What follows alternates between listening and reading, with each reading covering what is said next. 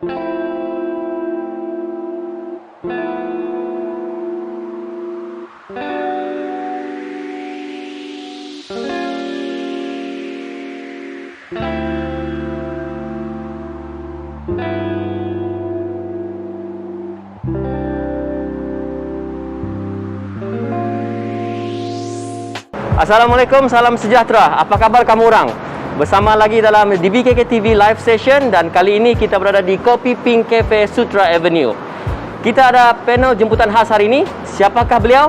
Sama-sama kita nantikan.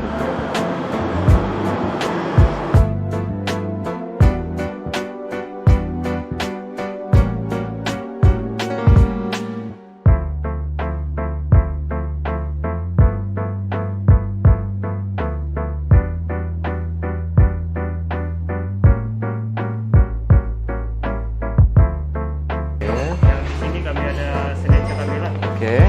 Ini ada roti and snack. Okey. Sini kami ada Goreng-goreng. Sini ada sup. Sini ada nasi. Ada bubur juga yang minuman. Okey, nice. Mau ada yang mana saja? Bagi kopi openg dengan roti lah. Satu set. Roti bakar. Roti bakar ya. Ada lagi tambah. Nah, itu set. Thank you.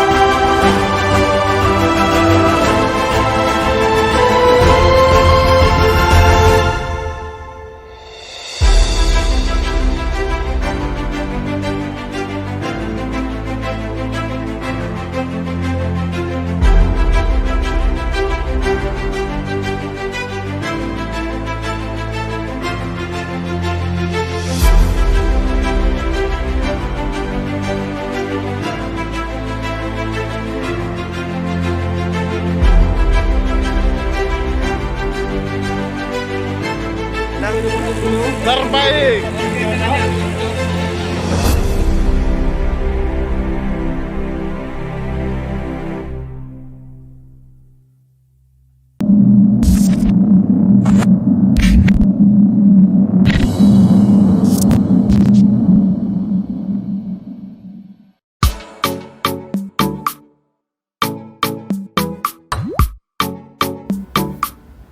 Kerajaan Negeri Sabah telah membenarkan Pasar Tamu, Pasar Tani, Pasar Minggu dan Pasar Malam beroperasi berkuat kuasa 12 Oktober 2021.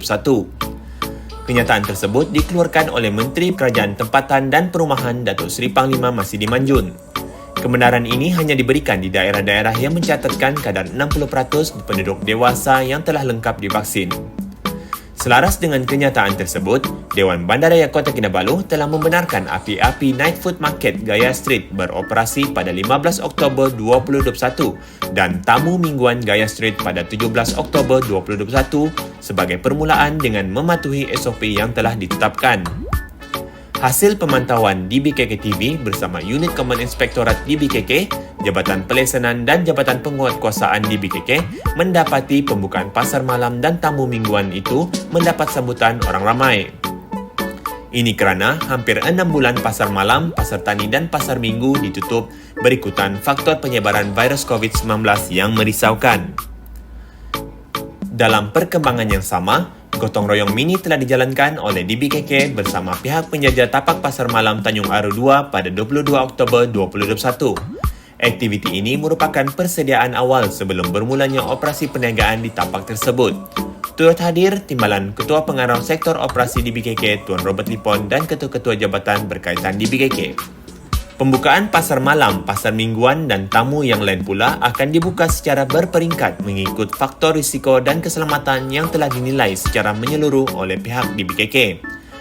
Orang ramai diminta agar terus mengikuti perkembangan semasa di laman sosial rasmi DBKK bagi mendapatkan maklumat yang sahih. Diharapkan pembukaan pasar dan tamu ini dapat membantu dan memberi nafas lega kepada para penjajah yang ramai terkesan berikutan sekatan perniagaan yang terpaksa dibuat sebelum ini bagi mengekang penularan virus COVID-19. Baru-baru ini, Dewan Bandaraya Kota Kinabalu telah mengeluarkan kenyataan akhbar pada 29 Oktober 2021 mengenai masalah pengutipan sisa pepejal di Bandaraya Kota Kinabalu. DBKK mengambil maklum bahawa sejak kebelakangan ini, kerja-kerja pengutipan sampah di kawasan Bandaraya Kota Kinabalu menghadapi masalah kelewatan. Perkara ini berlaku ekoran jumlah lori kompakter yang berfungsi adalah kurang daripada jumlah yang sepatutnya sebelum ini. Sehubungan dengan itu, DBKK sedang berusaha untuk mengatasi masalah kelewatan ini dengan menggunakan segala sumber jentera yang ada. Selain itu, bagi memastikan perkhidmatan pengutipan sampah tidak terus-menerus terjejas, proses perolehan lori kompaktor yang baharu sedang dalam proses perolehan dan pendaftaran.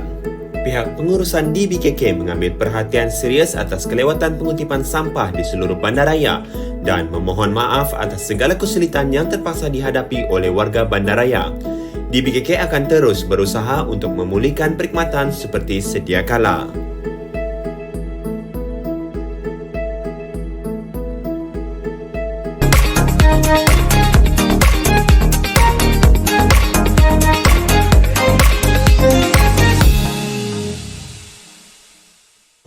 Baik, Assalamualaikum, salam sejahtera. Kembali lagi kita dalam DBKK TV live session dan seperti yang saya janjikan tadi, seorang panel jemputan khas yang istimewa di tempat yang istimewa, Kopi Peng Sutra Avenue. Kita bersama-sama dengan Puan Sharifah Siti Salehah binti Habib Yusof, Pengarah Keselamatan Negeri Sabah. Assalamualaikum Puan. Waalaikumsalam Rasul. Apa kabar hari ini? Alhamdulillah, syukur.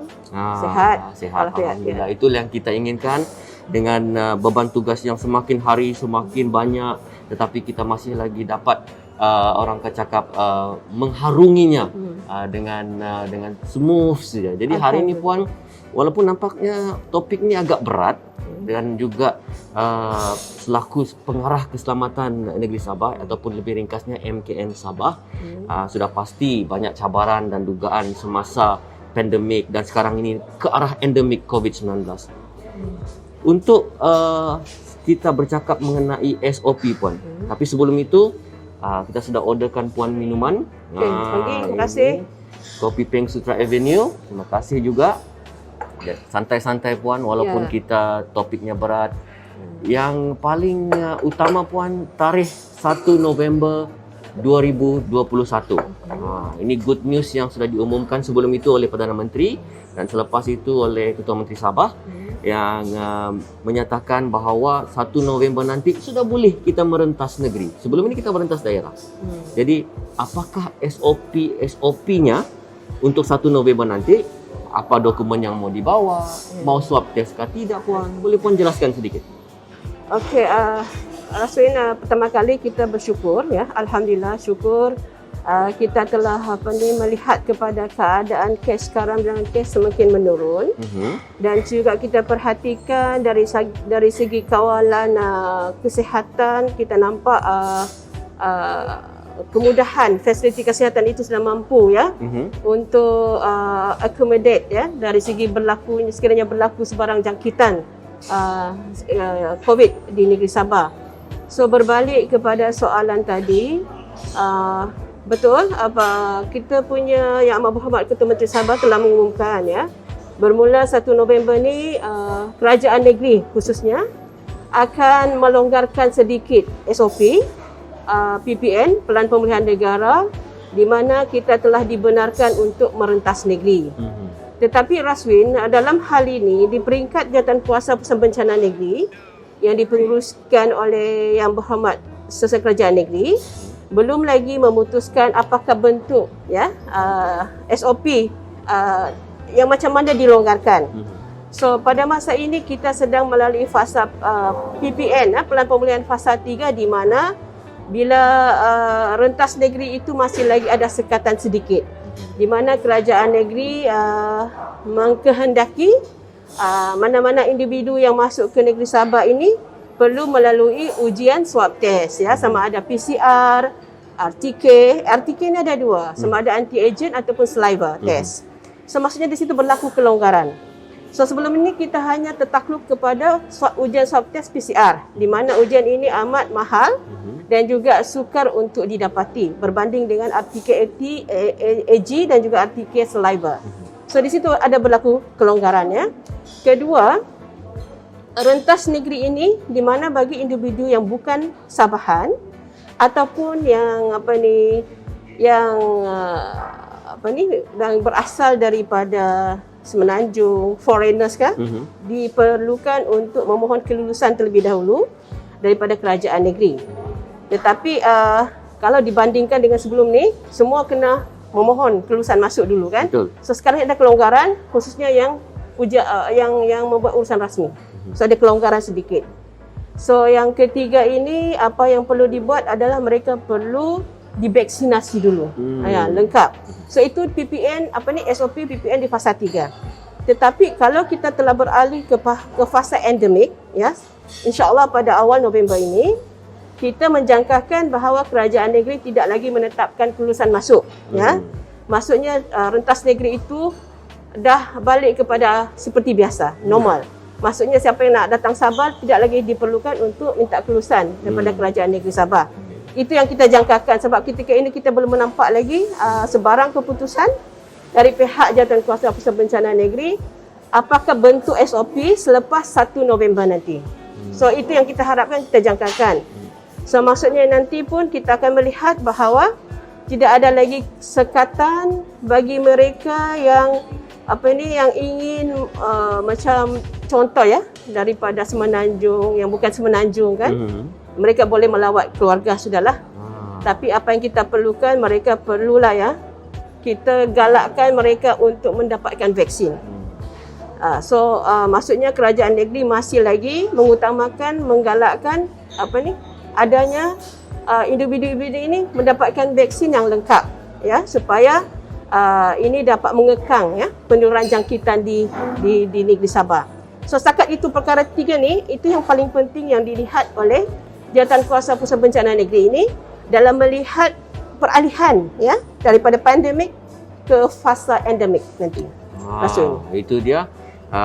Walaupun kita riang-ria 1 November, ramai yang kata balik kampung kan. Jadi antara dua yang saya dapat simpulkan juga dalam poin yang ini adalah mesti vaksin lengkap 2 dos dan mungkin kelonggaran daripada sudut untuk mengisi borang kelulusan masuk secara online itu. Itu mungkin akan tidak ada lagi. Tapi walau bagaimanapun saya rasa masih lagi digalakkan untuk membuat swab test kendiri. Ini untuk menjamin yang kita masuk pergi mana-mana, kita negatif. Itulah yang paling utama untuk kita semua. Balik ke mana-mana, balik ke kampung, jumpa dengan keluarga, yang penting kita negatif. Saya tertarik pada statement pasal kena lengkap vaksin full 2 dos. Betul. Tetapi kita juga ada satu jenama vaksin macam Janssen, CanSino yang memerlukan hanya 1 dos saja. So itu pun boleh. Ya, bermakna yang penting lengkap vaksinasi anda. Ya, Itu yang betul. paling utama. Ya, Tadi betul. Puan sudah bercakap mengenai peralihan fasa, pelan pemulihan negara PPN. Jadi Sabah sekarang ini fasa ketiga Ya. dan diharapkan juga kita akan terus beralih ke fasa keempat. Betul. Tetapi ramai juga tertanya-tanya indikator ataupun bagaimana penanda aras untuk kita beralih dari satu fasa ke satu fasa yang lain, Puan. Alright. So perkara ini memang menjadi satu topik ya perbincangan dalam kita menetapkan bagaimana sesuatu negeri itu beralih daripada fasa 1, fasa 2, fasa 3. So ketika ini kerajaan telah memutuskan hanya 3 indikator saja yang mana untuk kita melihat bagaimana negeri itu boleh bergerak ke fasa seterusnya. So perkara penting yang paling kerajaan nak tengok adalah keupayaan, ya, keupayaan fasiliti kesihatan. Maksudnya di sini bagaimana sistem kesihatan di satu negeri itu khususnya dari segi kemudahan ataupun fasiliti di penyediaan katil-katil ICU, ya.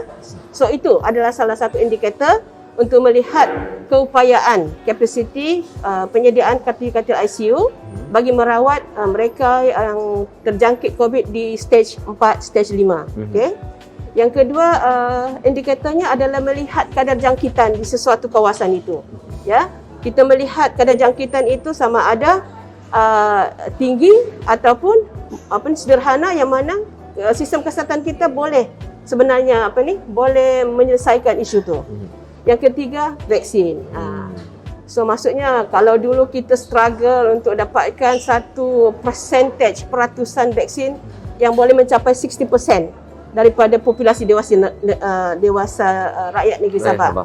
So ketika ini kita telah capai 76%. So maksudnya kita dah boleh beralih ke fasa ketiga. So sebenarnya kerajaan menetapkan untuk kita beralih ke fasa di mana kita melalui kehidupan normal adalah pada kadar 90% populasi dewasa.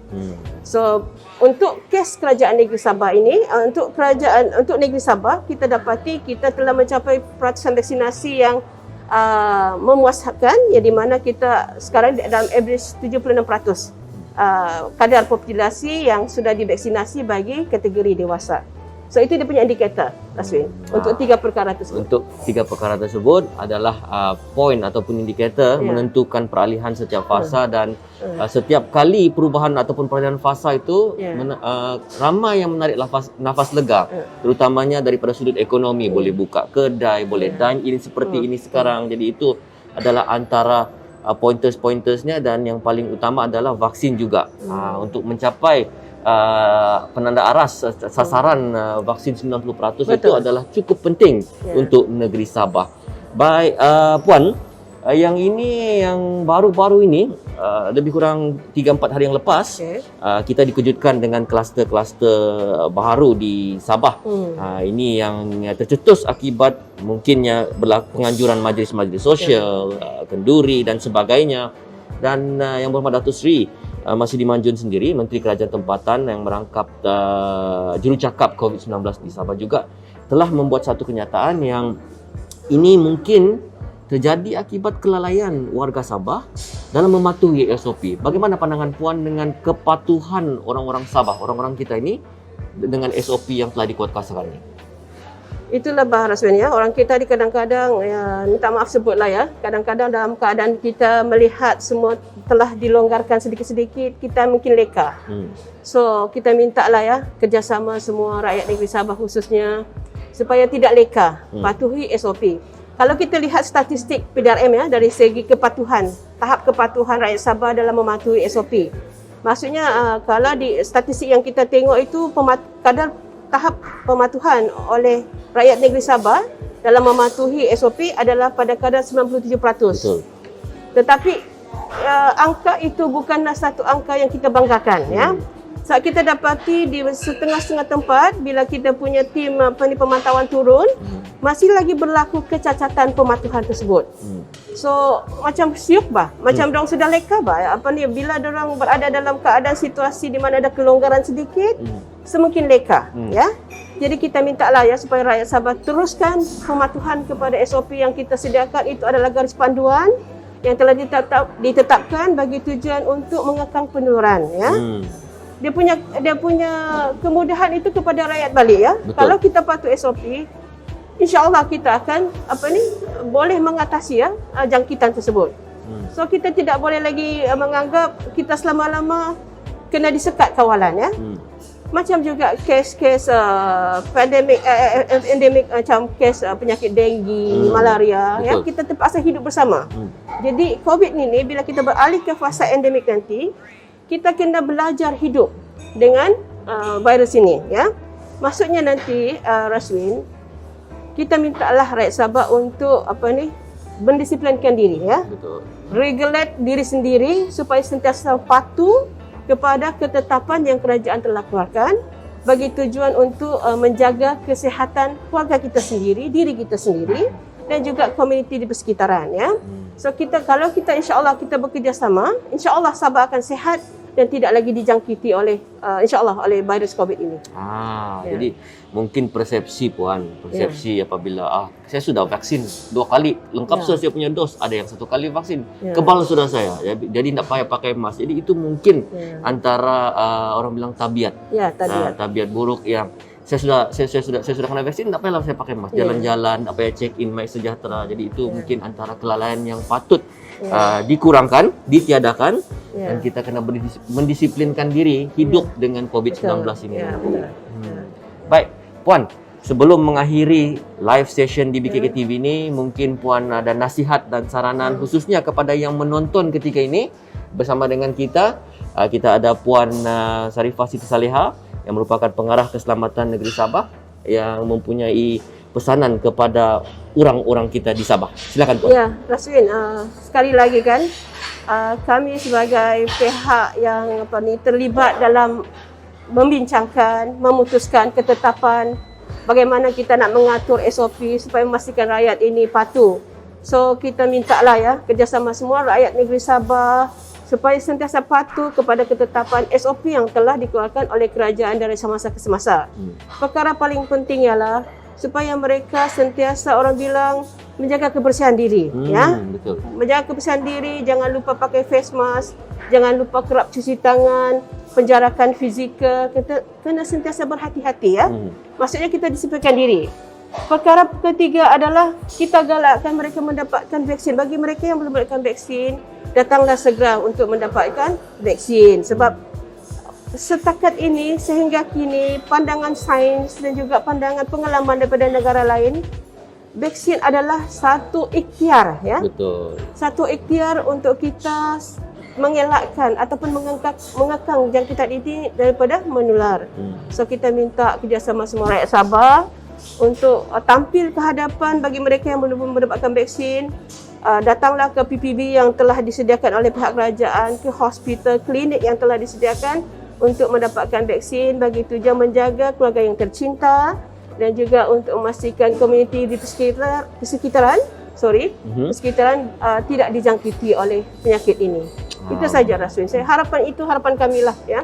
Baik, besar harapan Puan, sama juga dengan harapan kita semua sebab selepas ini kita menginginkan kebebasan. Betul. Tetapi kita tidak boleh lari ataupun menghindari COVID-19 karena dia sudah menjadi endemik. Kita akan hidup dengan COVID-19 dan seperti kata pepatah Puan, mencegah lebih baik daripada merawat. Jadi dapatkan vaksin, sebab kalau kita sakit kepala pun kita makan ubat. Betul. Jadi vaksin ini adalah satu perlindungan yang boleh mengurangkan risiko ataupun simptom-simptom jangkitan COVID-19. Jadi lebih baik kita mendapatkan vaksin daripada kita tidak dapat vaksin untuk mencegah penularan COVID-19. Baik, terima kasih sekali lagi kepada Puan Sarifah Siti Saleha binti Habib Yusof, pengarah keselamatan negeri Sabah yang sudi meluangkan masa bersama kami di DBKK TV Live Session. Puan, terima kasih Juara Swin, terima kasih DBKK ya kena menjemput MKN untuk berkongsi dan juga memberi menyampaikan harapan ya daripada pihak kerajaan khususnya. Baik. Hari kita ada lagi satu panel jemputan sebentar nanti daripada Jabatan Kesihatan Negeri Sabah. Jadi jangan ke mana-mana, teruskan bersama dengan DBKK TV Live Session. Kita minum-minum dulu Puan. Ya, terima kasih. Kita jumpa lagi selepas ini. Alright.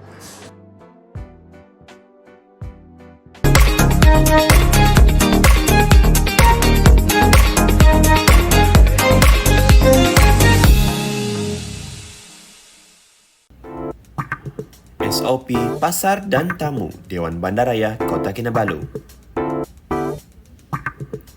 Imbas kod MySejahtera di pintu masuk dan di setiap gerai yang anda lawati.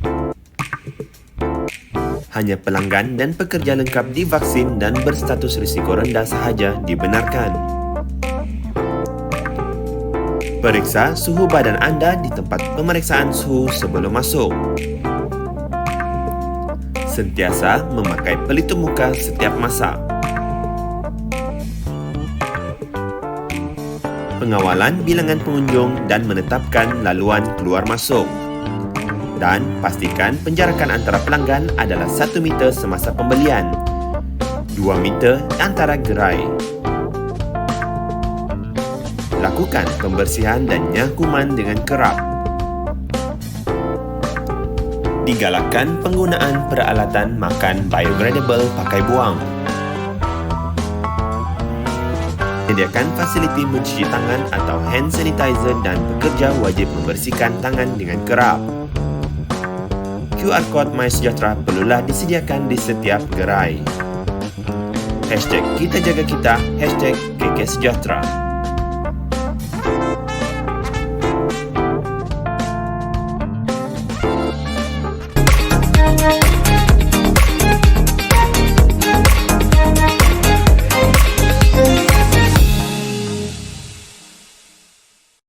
Kita kali ini bersama dengan seorang lagi panel yang kita bawakan khas dalam sesi live DBKK TV, yang kali ini kita akan menyentuh daripada aspek kesihatan. Orangnya tidak lain tidak bukan Dr. Syarul Nizam bin Abu Bakar yang merupakan Ketua Penolong Pengarah Unit Surveillance Jabatan Kesihatan Negeri Sabah. Assalamualaikum Doktor. Waalaikumsalam warahmatullahi. Apa khabar Doktor? Alhamdulillah. Alhamdulillah. Baik, terima kasih Doktor kerana sudi meluangkan masa bersama dengan DBKK TV, dan kali ini kita akan ceritalah Doktor. Mungkin kalau cerita pasal KKM, JKNS, lebih kepada SOP-nya, kepada usaha-usaha mau vaksin dan juga pencegahan COVID-19. Jadi untuk hari ini, kali ini Doktor, kita faham juga Doktor, di Sabah itu sendiri melalui program PIK, imunisasi COVID kebangsaan yang sedang dijalankan, dan kita pun dalam usaha untuk mencapai kadar populasi divaksin tu 80% keseluruhan di Sabah. Mungkin Doktor boleh terangkan ataupun kongsikan bersama dengan kami apakah usaha-usaha yang sedang dijalankan dalam kita mencapai sasaran tersebut. Silakan Doktor. Okey, terima kasih Cik Aswin. Saya ucapkan terima kasih juga kepada DBKK TV yang sudi menjemput saya untuk program pada petang ini. Okey, bagi mencapai 80% penduduk yang divaksin di negeri Sabah, yang ini ada satu cabaran yang agak besar, terutama bagi Jabatan Kesihatan Negeri Sabah. Satu, dari segi geografinya yang agak luas. Satu lagi, jarak yang agak jauh antara satu lokaliti dengan lokaliti yang lainlah. Namun demikian, Jabatan Kesihatan Negeri Sabah akan berusaha bersungguh-sungguh untuk mencapai matlamat 80% penduduk telah divaksin yang telah ditetapkan sebelum ini. So, bagi Jabatan Kesihatan Negeri Sabah, kita dengan diterajui oleh Datuk Pengarah Kesihatan Negeri yang baru, iaitu Datuk Dr. Rosnani Mudim, kita telah merancang beberapa program bagi meningkatkan kadar vaksinasi penduduk di negeri Sabah. Okey, di antara program-program yang dijalankan adalah yang terbaru seperti yang umum sedia maklum, kita ada RAVO, RAVO, maknanya Rapid Assessment Vaccine Operation. Yang ini adalah cetusan idea daripada Datuk Pengarah sendiri, supaya dengan cara ini kita dapat meningkatkan kadar vaksinasi di seluruh negeri Sabah, di mana program ini kita titik beratkan lebih kepada program outreach ataupun kita keluar ke komuniti, terutamanya di kawasan-kawasan yang agak sukar untuk dilawati, contoh di kawasan pedalaman, terutama di kawasan Sabah, di Sandakan, di Kinabatangan, di Tongot, di Datu, Tawau dan sebagainya. Okey, daripada program ini kita akan cuba untuk mencapai 80% melalui kaedah ini, sebab untuk melawat kawasan-kawasan yang terpencil ni memerlukan masa, memerlukan sumber manusia yang agak ramailah bagi mencapai sasaran yang telah ditetapkan. Okey, di samping itu kita juga telah merancang juga untuk program ini dilakukan di peringkat daerah juga dengan bantuan UPPM ataupun ketua kampung di daerah bagi membantu mengesan mana-mana individu yang belum mendapat vaksin untuk dimaklumkan kepada pejabat kesihatan yang berhampiran supaya petugas di pejabat kesihatan dapat memudahkan atau memudah cara pemberian vaksin kepada penduduk di negeri Sabah. Ya, Ras. Itu dia. Itu dia antara usaha yang dilipat gandakan dalam kita ingin mencapai sasaran supaya keseluruhan, bukan setakat 80% mungkin doktor, mungkin keseluruhan warga ataupun rakyat Sabah untuk divaksinasi sepanjang tahun ini hinggalah ke hujung tahun ini. Dan selain daripada program vaksin ini doktor, ada lagi satu yang menjadi satu trend. Kalau kita tengok orang akan cakap dulu pandemik COVID-19 dan sekarang kita ingin beralih ke endemik. Itu yang juga telah diumumkan oleh Menteri Kesihatan Yang Berhormat Hairi Jamaluddin. Ramai mungkin doktor masih tidak jelas apa itu pandemik, apa itu endemik. Mungkin doktor boleh secara ringkas memberikan keterangan untuk kedua-dua terms ini. Okay, terima kasih Ras. Okey, yang ni adalah terminologi. Kalau kita baca dalam website WHO, dia ada terminologi epidemik, pandemik dan juga endemik. So pada peringkat awalnya adalah peringkat epidemik, di mana penyakit ni mudah merebak dalam kalangan penduduk dalam satu kawasan yang sama. So kalau benda ni tidak terkawal dan merentasi benua ataupun merentasi negara-negara lain dan seterusnya merebak ke seluruh dunia, yang ni yang kita panggil pandemik. Dan penularannya agak lebih besar lah berbanding dengan epidemik. Manakala bagi endemik lah, yang itu adalah lebih kepada bilangan kes yang agak terkawal dalam kawasan tersebut. Maknanya virus tu ataupun penyakit itu tidak akan jadi kosong. Dia sentiasa beredar di sekeliling kita, tapi dalam keadaan yang agak terkawal lah. Itu yang kita katakan sebagai endemik. So itu dari segi terminologi lah, Ras.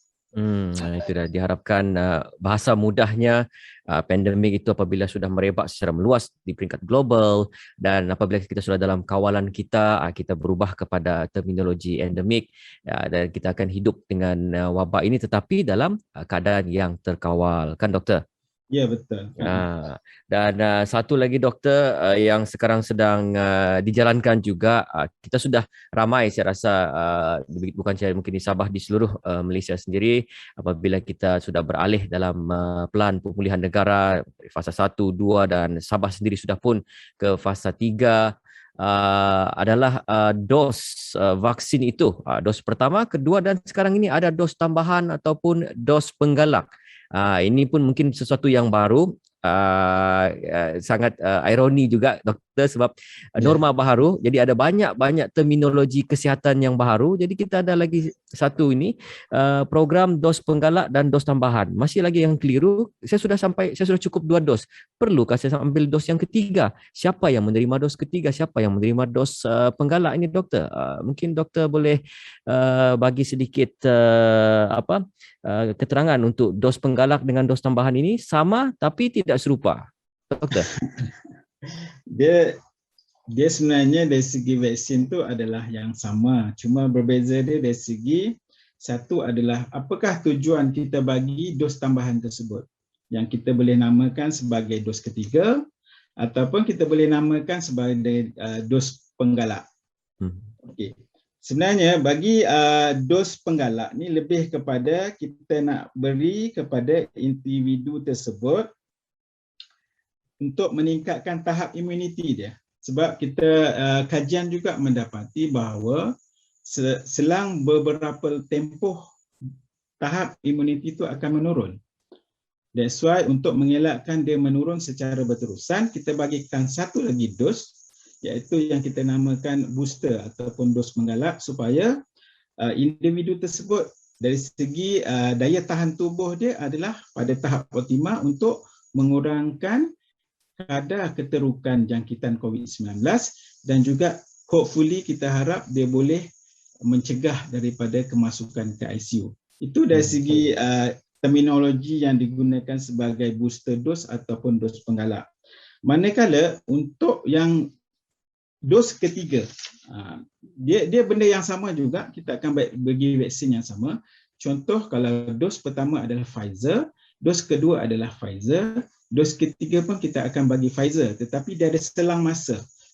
Maknanya adalah bagi individu yang telah menerima dos melebihi 6 bulan, yang kita estimate telah menyebabkan immunity dia menurun, maka kumpulan ini yang kita akan berikan yang kita namakan sebagai dos ketiga, supaya mana-mana yang ada imun yang rendah yang tidak dapat melawan jangkitan COVID-19, kita akan beri kepada individu ini. Contohnya adalah anggota frontliners ataupun petugas barisan hadapan, pesakit kurang daya tahan imun ataupun immunocompromised patient, keluarga tua dan ataupun individu yang ada komorbid ataupun yang tinggal di institusi-institusi seperti rumah kebajikan, rumah orang tua. Yang ini yang kita klasifikasi lebih kepada untuk dos ketiga lah. Manakala yang penggalak ni just nak boost, maknanya dia siapa-siapa pun boleh dah dapat, tetapi KKM telah menentukan kriteria-kriteria bagi penerima dos ketiga ini. Okay. Itu dia beza dia. Dari segi vaksin, pada masa ini telah ditetapkan adalah Pfizer. Dan peringkat permulaan lebih kepada petugas barisan hadapan. Itu yang telah ditetapkan oleh kementerian bagi pemberian dos penggalak ataupun dos ketiga pada masa ini. Bermakna ini hanya khusus kepada mereka yang menerima vaksin Pfizer sahaja yang akan mendapat dos ketiga ataupun dos penggalak. Dia boleh dapat juga yang jenis lain, contoh Sinovac. Okay. Kalau seperti yang kalau siapa-siapa yang mendengar dalam berita telah dimaklumkan, siapa-siapa yang akan pergi buat umrah, Arab Saudi mengharapkan agar yang mendapat vaksin Sinovac diberikan vaksin lain daripada Sinovac sebagai dos penggalak. Yang dicadangkan adalah sama ada Pfizer ataupun AstraZeneca lah. Tapi yang itu kita tunggu keputusan daripada pihak yang berwajib lah, apakah keperluan tersebut. Jadi itulah vaksin yang sama, cuma fungsinya kepada penerima-penerima vaksin itu. Dan tadi kita cerita banyak pasal vaksin ni doktor, dan ramai juga saya rasa sudah faham vaksin itu untuk apa. Bukan semestinya kalau sudah divaksin kita kebal, tidak. Vaksin itu untuk memberikan ketahanan imun badan kita, dan kebarangkalian ataupun risiko untuk dijangkiti ada, tetapi mungkin minor sahaja, seperti kategori 1 dan 2 kan doktor? Ya, dan sekarang ni pula daripada sudut mereka yang dijangkiti ni nanti, ada satu soalan tambahan doktor daripada rakan kita ni. Dia tanya, kalau dulu asal kita didapati positif, KKM akan call dan selepas itu tunggu di rumah, kita akan diambil dan dihantar ke pusat kuarantin. Bagaimana dengan sekarang ni doktor? Prosedur dia yang disarankan kuarantin sendiri di rumah untuk mereka-mereka yang dalam kategori 1 dan 2 ni. Mungkin doktor boleh berikan perincian sedikit mengenai yang ini. Okey, bagi pesakit yang telah mendapat ujian COVID-19 positif, bagi dia akan dibuat assessment sama ada secara fizikal ataupun secara maya. Maknanya kita ada satu tempat yang kita panggil CSC ataupun COVID Assessment Center. Yang ni yang akan membuat penilaian sama ada pesakit tersebut yang telah ujiannya positif ni kategori 1, 2, 3, 4 ataupun 5. So kebanyakan yang dibuat assessment ni lebih kepada yang kategori 1, 2 ataupun 3 lah paling tinggi, sebab kebanyakannya kalau stage 4 dan 5 pesakit-pesakit ini kebanyakannya telah dirujuk ke hospital untuk rawatan lanjut. Okey. Pada keadaan semasa sekarang, bagi kategori 1 dan kategori 2 yang telah dibuat assessment, pihak kesihatan akan mengarahkan pesakit tersebut untuk isolate ataupun membuat pengasingan diri di rumah dan mengupdate ataupun mengemaskini status MySejahtera di dalam smartphone masing-masing. Itu yang ada MySejahtera. Kalau tiada aplikasi MySejahtera, kemungkinan kita akan tengok juga assessment adakah ada penjaga ataupun siapa-siapa yang di dalam rumah tersebut yang mempunyai aplikasi ataupun telefon yang boleh memantau keadaan pesakit tersebut. Namun demikian, perkara ini adalah tertakluk kepada penilaian yang telah dilakukan semasa assessment ataupun penilaian yang dibuat oleh CAC lah. Yang tu yang paling utama, sebab kalaulah individu itu dinilai tidak sesuai untuk ditempatkan di rumah, maka individu ini akan cuba juga untuk diletakkan di mana-mana tempat yang sesuai, sama ada di PKRC ataupun di hospital. So bagi assessment ini, mana-mana yang telah dibuat assessment kategori 1 dan 2, tinggal di rumah pun dia ada juga perlu dilakukan assessment juga. Satu, apa yang perlu dilakukan oleh pesakit ini adalah satu, mengemaskini status dalam MySejahtera setiap hari, sama ada dia bergejala ringan. Satu. Nombor dua, dia kena memang perlu kendirilah. Bagi saya lebih kepada kendirilah, sebab dalam rumah tu mungkin ada 4-5 bilik. Maknanya pesakit yang positif ni perlu duduk dalam satu bilik, sama ada bilik airnya ada di dalam ataupun di luar. Itu bergantung kepada assessment yang dilakukan lah. Cuma yang paling penting adalah kalau boleh dia duduk bilik yang telah ada attached toilet ataupun bathroom. Itu yang lebih diutamakan. Kalau tiada pun, kita boleh juga menggunakan tandas ataupun bilik air yang sama. Tetapi selepas individu menyelesaikan urusan dalam bilik air tersebut, dia kena buat sanitasi. Barulah benda tu sesuai bagi mana-mana kes positif untuk diletakkan di rumah dari segi pengawasan. Dan bagi tempoh kes positif ni, sekarang untuk Sabah, kita telah menetapkan tempoh pengasingan selama 10 hari. Mungkin ada setengah negeri dia cakap 14 hari. Yang tu terpulang kepada situasi ataupun penilaian yang dilakukan oleh mana-mana pejabat lah ataupun staf kesihatan yang membuat penilaian tersebut. Di samping itu, jika pesakit yang telah diarahkan untuk membuat pengasingan diri di rumah, jikalah ada keadaan-keadaan yang mendesak, contohnya dia mendapat sesak nafas, ataupun dia ada pulse oximeter di rumah dan didapati bahawa oksigen saturation-nya rendah, kurang daripada 95%. Yang ini kalaulah dirasakan bahawa keadaan tu membimbangkan, dia boleh juga menelefon kepada CAC yang terdekat.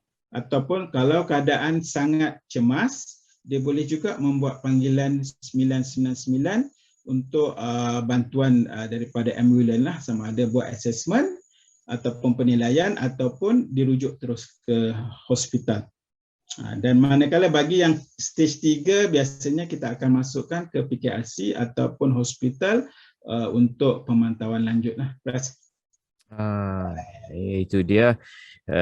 Dan sudah tentu walau apapun keadaannya, pihak kesihatan ataupun Jabatan Kesihatan Negeri Sabah sentiasa komited dan memantau dan menilai kadar ataupun keboleh jangkitan ini. Jadi kalau risiko-risikonya kalau dilihat mungkin akan lebih teruk ataupun perlu dibawa ke PKRC, Jadi yang kuarantinkan diri itu yang paling utama, sebab di rumah, jadi perlu kurungkan diri sendiri disiplinkan diri sendiri, sebab dalam rumah tu macam doktor cakap tadi ialah duduk satu rumah ada ramai orang, jadi itu mungkin akan menjadi satu risiko juga kepada mereka yang tinggal serumah. Di kuarantinkan diri itu adalah penting. Yang paling penting adalah disiplinkan diri sendiri itu. So kes-kes sebelum ni pun doktor ada yang cakap sudah kuarantin sendiri tapi ada juga yang keluar dari rumah. Jadi itulah yang kurang disiplinnya mereka ni sehingga ada penularan virus COVID ini. Baik, walau apapun doktor, kita sudah berada di fasa yang ketiga di Sabah. Alhamdulillah, ini menunjukkan satu tanda yang positif daripada satu sudut lah. Jadi ini kita memberikan satu galakan kepada mereka untuk lebih bebas. Kalau dulu tu mungkin kita cakap alamak, tak boleh keluar, tak boleh ke sana, tak boleh ke sini. Jadi sekarang ini pergerakan sudah dilonggarkan, jadi boleh keluar. SOP mungkin ada perubahan. Bagaimana mungkin doktor boleh memberi perkongsian mengenai perubahan SOP itu doktor? Contohnya yang masuk ke Sabah perlu kuarantin atau tidak, kalau dia RTK, PR, PCR dan juga RTK saliva test kit tu macam mana doktor? Okey. Saya rasa alhamdulillah Sabah berjaya mencapai fasa 3. Namun demikian kita boleh nampaklah banyak sektor-sektor ekonomi yang telah dibuka dan banyak juga peniaga-peniaga yang agak maknanya relief lah, lega. Maknanya dari segi perniagaan dia lebih membantu kerana sekarang kalau seperti yang sedia maklum kita telah dibenarkan untuk rentas daerah. Itu pun dah cukup baik untuk Sabah kerana dari segi ekonomi domestik tu boleh berjalan dengan baik dan lancar. Itu satu. And then pada 1 November seperti yang telah diumumkan oleh Ketua Menteri Sabah akan dibenarkan rentas negeri. So yang tu adalah kelegaan yang kedua sebab di negeri Sabah ni seperti yang kita maklum ekonomi yang dijana lebih melalui sektor pelancongan lah, seperti yang sedia maklum. Dan orang Semenanjung pun tak sabar nak datang Sabah untuk melihat-lihat kawasan sekitar sebab dah lama terkurung di Semenanjung. So ramailah yang cuba masuk untuk bercuti ataupun bersiar-siar di negeri Sabah.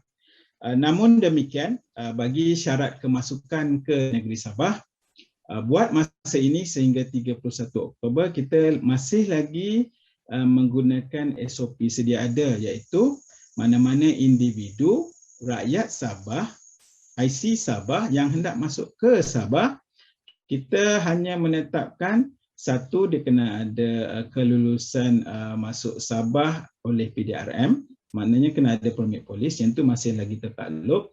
And then dia perlu melakukan ujian COVID-19, sama ada ujian rapid test kit antigen, sama ada swab ataupun saliva ataupun PCR.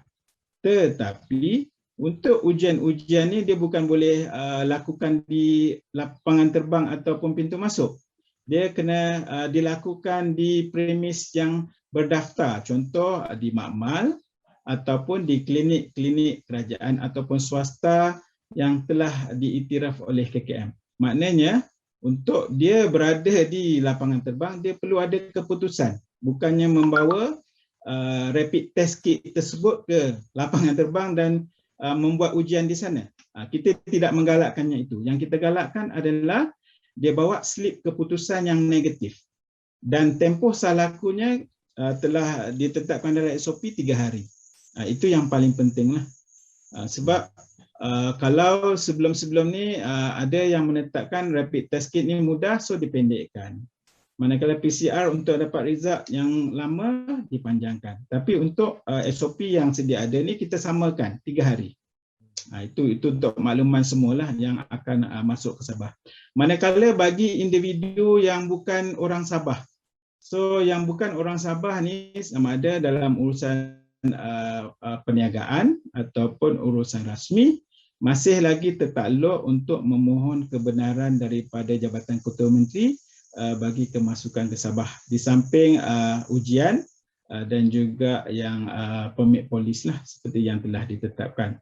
Dan perkara lagi, kalau sampai di pintu masuk, sama ada di lapangan terbang ataupun terminal feri ataupun pintu masuk darat, kita akan buat penilaian semula sama ada individu ini bergejala ataupun tidak. Sebab mana-mana individu yang bergejala, kita akan minta dia untuk dikuarantin sama ada di hotel dan melakukan ujian. Jika negatif, barulah kita akan lepaskan. Itu maknanya kita protect sebelum masuk dan juga semasa hendak masuk. Supaya kita tak nak yang daripada luar boleh menyebarkan virus ke dalam negeri Sabah. Itu. And then satu lagi yang saya rasa orang akan tertanya-tanya, urusan rasmi ke tidak rasmi. Dalam SOP itu telah ditetapkan urusan tidak kisah sama ada rasmi ataupun tidak rasmi. Cuma yang paling penting adalah komplit vaksin, lengkap vaksin ataupun tidak lengkap ataupun tiada. Itu yang paling penting. Sebab individu yang layak divaksin tapi tidak vaksin, yang ini yang kita akan kuarantin.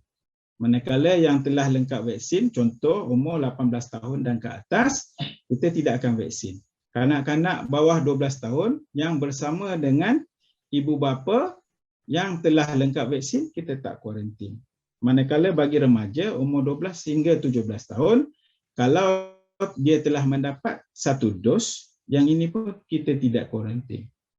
Itu perbezaan je lah berbanding dengan SOP yang sebelum-sebelum ini. Okey, Ras. Itu dia. Kalau dulu tu ialah SOP ialah kita dalam usaha untuk mencegah penularan COVID-19, jadi SOP-nya berjela-jela panjang dan tetapi sentiasa berubah mengikut keadaan semasa dan kesesuaian di lokaliti ataupun negeri-negeri yang terlibat, macam Sabah mungkin lain, Sarawak mungkin lain, Labuan mungkin lain, sementara di Semenanjung Malaysia mungkin ada lain. Itu bergantung kepada keadaan COVID itu sendiri di setiap lokaliti. Dan setakat hari ini juga, Doktor, saya merasakan bahawa usaha perlu diteruskan, terutama dalam program vaksinasi. Saya rasa pendedahan sudah dibuat, outreach pun sedang dilakukan kan, Doktor.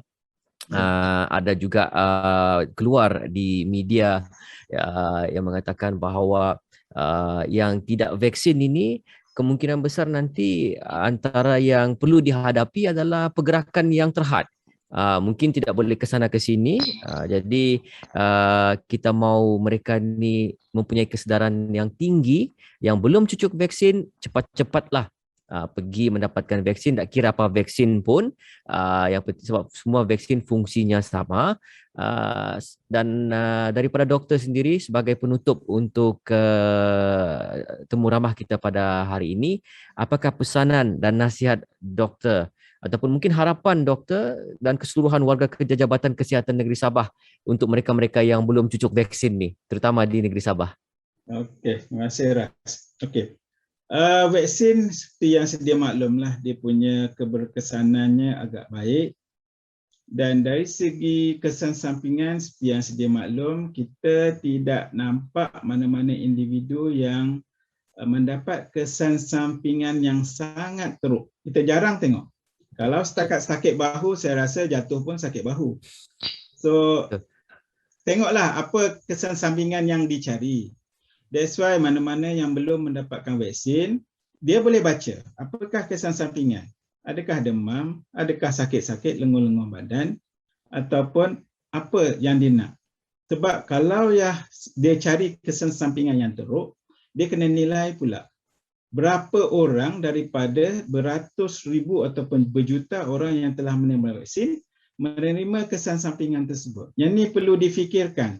Kalau pemikirannya terlalu konkret, ambil vaksin dapat side effect, tapi tidak dinilai dari segi keterukan kesan sampingan tersebut. Ini yang saya rasa perlu dibincangkanlah di peringkat sama ada peringkat kebangsaan ataupun peringkat antarabangsa. Sebab data daripada KKM sendiri, data daripada Institut Kesihatan Umum di Kuala Lumpur mendapati bahawa dengan kadar vaksinasi yang tinggi ini, kita berjaya untuk mengurangkan kadar kemasukan pesakit COVID-19 ke unit rawatan rapi. Dan Yang itu pun agak tinggi, sebanyak 83%. Kalaulah ada 10 orang, maknanya 2 orang kemungkinan yang akan dapat yang teruk. Tetapi 8 ni kita berjaya halang daripada masuk ICU. Dari segi kadar kematian pula, kita boleh lihat dia telah mengurangkan kadar kematian lebih kurang 88%. Untuk sesuatu keadaan, untuk kita capai 100% tu agak mustahil. Sebab kita tidak pernah lagi mendapat keputusan yang 100% bagus. Itu yang perlu dilihat oleh golongan yang belum mendapat vaksin. Dan dia akan bertanya, kalau saya kena macam mana? Orang lain akan bertanya. Kalau ada 10 orang akan tanya benda yang sama. Tetapi siapakah 2 orang tersebut? Yang tu adalah rezeki masing-masing. Tengok qada dan qadar masing-masing. Yang tu saya tak boleh cakap siapa yang akan dapat. Namun demikian, data telah menunjukkan kebaikan dia dari segi keterukan. Maknanya sekarang, walaupun kita banyak kes, range dalam 500 ke 700 sehari, kita boleh nampak majoriti adalah dalam kalangan stage 1 ataupun 2. Kita boleh nampak tu dari segi data. Dan ada sikit yang akan pergi stage 3 dan akan ada yang pergi stage 4 dan stage 5. Tetapi kalaulah dia telah lengkap vaksin, bilangan tu agak kurang. Kalau sebelum ni kita boleh nampak unit rawatan rapi penuh, ataupun kalau nak masuk kena queue. Itu yang berlaku sebelum-sebelum ini, iaitu pada bulan Julai dan juga bulan Ogos. Tapi setelah program pemberian vaksin ini dilakukan dengan ramai, dengan banyak, telah mencapai peratusan yang tertentu, kita boleh lihat bahawa dari segi keterukan, staging dia, 1, 2 tu ramai, tetapi yang teruk tu kurang. Dari segi yang masuk ICU sama juga. So, faktor-faktor ni yang perlu dilihat. Bukan hanya dilihat bahawa satu vaksin tu, side effect, kesan sampingan dia adalah contoh mati. Itu yang diwar-warkan pada peringkat awal. Bagi saya, media juga perlu memainkan peranan yang penting lah. Jangan diceritakan hanya yang negatif, tetapi yang kesan baik yang lebih banyak tidak ditonjolkan. Kadang-kadang persepsi masyarakat adalah, contoh kalau dulu ambil Pfizer ataupun AstraZeneca boleh dapat thromboembolic event. Maknanya boleh dapat macam stroke. Tapi kalaulah tidak ada vaksin, kesannya mungkin lebih teruk daripada itu. Yang kita tak boleh jangka dengan apa yang kita telah hadapi pada masa ini. Dengan kadar vaksin yang tinggi, dengan ramai penduduk walaupun masih dijangkiti COVID, tetapi seolah-olah mendapat hanya sesama biasa. Itu yang perlu difikirkanlah bagi saya. Sebab kalau hanya mementingkan kesan sampingan yang teruk, saya rasa kita tidak boleh maju ke depan. Kita akan tetap mundur ke belakang. Sebab untuk kita bergerak pada fasa pandemik kepada endemik ni, vaksin banyak membantu. Itu yang paling penting. Vaksin membantu. Cuma bagi saya, bagi yang belum menerima vaksinnya, berfikir secara waras, secara matang, supaya dia dapat membantu diri sendiri dan juga keluarga. Sebab ada sesetengah individu, dia tidak ambil, dia halang pula family keluarga, ahli keluarga yang lain. Itu yang bagi saya zalimlah terhadap orang lain. Mungkin terhadap diri dia boleh zalim, tetapi pada orang lain saya rasa dia kena beri juga kebebasan untuk sama ada isteri ataupun anak mengambil vaksin. Sebab masing-masing juga yang akan menanggung kesan sampingan daripada pemberian vaksin tersebut. Sesuailah doktor dengan slogan lindung diri, lindung semua. Maknanya kita melindungi diri kita dalam usaha ataupun demi yang lain juga, sebab kebolehjangkitannya itu memang ada tapi tipis, dan juga tahap seperti doktor cakap, keterukan dia pun kurang. Jadi vaksin itu sangat-sangat membantu. Jangan fikir jangka masa pendek kesan sampingan dia ini, tapi kesan yang lebih ataupun impak yang lebih meluas kepada orang-orang sekeliling kita, orang-orang yang kita sayangi. Jadi itulah lindung diri, lindung semua. Baik, terima kasih Dr. Syarul Nizam bin Abu Bakar yang merupakan Ketua Penolong Pengarah Unit Surveillance Jabatan Kesihatan Negeri Sabah. Sekali lagi kerana sudi bersama-sama dengan DBKK TV. Banyak yang kita kupas ya doktor. daripada COVID-nya, daripada vaksin, daripada SOP dan juga dos tambahan, Doktor. Jadi itulah antara yang audiens yang mungkin diharapkan dapat memanfaatkanlah sesi kita bersama dengan Jabatan Kesihatan Negeri Sabah ni, Doktor. Okey, terima kasih Ras. Saya juga ucapkan terima kasihlah kepada DBKK TV yang telah sudi mengundang saya pada program pada kali ini. Sekian, terima kasih. Baik, terima kasih, Doktor. Assalamualaikum, Doktor. Waalaikumsalam warahmatullahi wabarakatuh.